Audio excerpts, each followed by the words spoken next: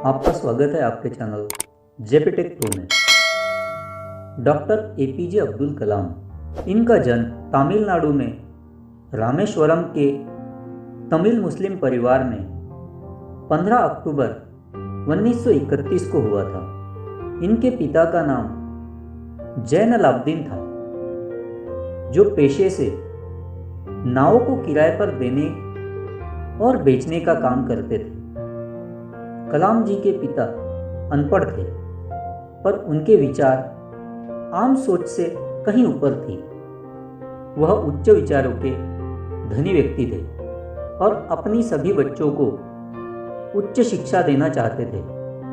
इनकी माता का नाम असीमा था, जो एक घरेलू गृहिणी थी। अब्दुल कलाम कुल 5 भाई बहन थे, जिनमें 3 बड़े भाई और एक बड़ी बहन थी। जब अब्दुल कलाम का जन्म हुआ, तब इनका परिवार गरीबी से जूझ रहा था। परिवार की मदद करने के लिए अब्दुल कलाम ने छोटी सी उम्र में ही अखबार बेचने का काम शुरू कर दिया था। स्कूल के दिनों में वह पढ़ाई में सामान्य थे, परंतु कई चीज़ों को सीखने के लिए हमेशा तैयार रहते थे और कई घंटों पढ़ाई किया करते थे। गणित विषय उनका मुख्य और रुचि वाला विषय था। स्कूल के दिनों में वह अपने एक शिक्षक से बहुत ज़्यादा प्रभावित थे, जिनका नाम अयादुरै सोलोमन था। उनके शिक्षक का मानना यह था कि ख्वाहिश, उम्मीद और यकीन इनको हमेशा अपने जीवन में रखना चाहिए। इन मूल मंत्रों पर काबू करना बहुत जरूरी है। इन 3 मूल मंत्रों के कारण आप अपनी मंजिल को बिना किसी परेशानी के पा सकते हैं। इन मूल मंत्रों को अब्दुल कलाम जी ने अपने आखिरी समय तक अपने जीवन में कायम रखा। अपनी प्रारंभिक शिक्षा पूरी करने के बाद डॉक्टर एपीजे अब्दुल कलाम ने तिरुचिरापल्ली के सेंट जोसेफ कॉलेज से 1954 में भौतिक विज्ञान में बीएससी की डिग्री प्राप्त की। इसके बाद 1955 में वह मद्रास चले गए।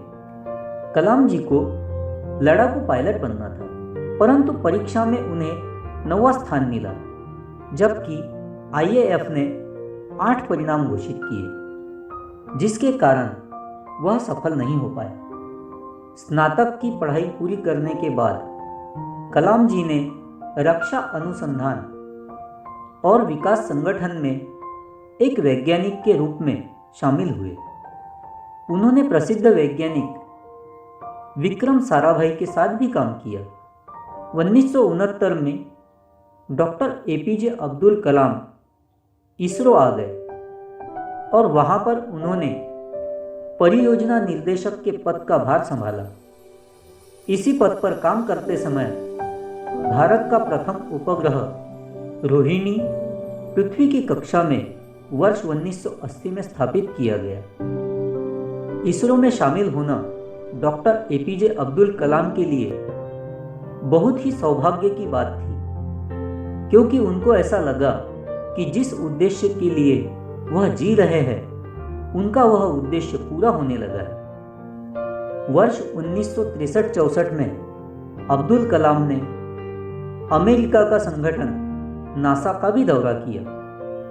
भारत के प्रसिद्ध परमाणु वैज्ञानिक राजा रमन्ना ने पहला परमाणु परीक्षण किया, जिसमें कलाम जी को परीक्षण करने के लिए बुलाया गया। वर्ष 1970-80 के दशक में डॉक्टर अब्दुल कलाम अपने कार्यों की सफलता के कारण देश के प्रसिद्ध वैज्ञानिक बन गए और ख्याति बढ़ने के कारण उस समय की प्रधानमंत्री इंदिरा गांधी ने अपने कैबिनेट की मंजूरी के बिना ही कुछ गुप्त कार्यों के लिए अनुमति दी थी। अपने कार्यों की सफलता और अपनी उपलब्धियों के कारण राष्ट्रीय जनतांत्रिक गठबंधन एनडीए की सरकार ने डॉक्टर एपीजे अब्दुल कलाम को 2002 में राष्ट्रपति पद के लिए उम्मीदवार बनाया। अब्दुल कलाम जी ने अपने प्रतिद्वंदी लक्ष्मी सहगल को भारी मतों से हराकर 25 जुलाई 2002 को भारत के 11वें राष्ट्रपति के रूप में शपथ ली।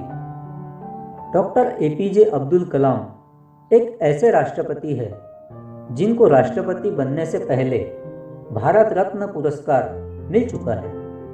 अब्दुल कलाम से पहले 2 और राष्ट्रपति डॉक्टर जाकिर हुसैन और डॉक्टर राधाकृष्णन, इनको भी भारत रत्न पुरस्कार मिल चुका है। राष्ट्रपति के दायित्व से मुक्ति होने के बाद डॉक्टर कलाम ने कई शैक्षणिक संस्थानों में मानद फेलो व एक विजिटर प्रोफेसर बन गए। उन्होंने बनारस हिंदू यूनिवर्सिटी में सूचना प्रौद्योगिकी में कार्य किया। अब्दुल कलाम हमेशा से ही देश के युवाओं के लिए एक प्रेरणा रहे हैं। डॉक्टर कलाम हमेशा से युवाओं के भविष्य को बेहतर बनाने के लिए कई तरह के प्रयास करते रहे हैं। अब्दुल कलाम का उद्देश्य यह था कि वह भारत से भ्रष्टाचार को हटा दे। देश के युवाओं में उनकी लोकप्रियता को देखकर डॉक्टर अब्दुल कलाम को 2 बार MTV youth icon of the year award से नवाजा गया था। इसी तरह के और भी वीडियोस देखने के लिए हमारे चैनल को सब्सक्राइब जरूर करें।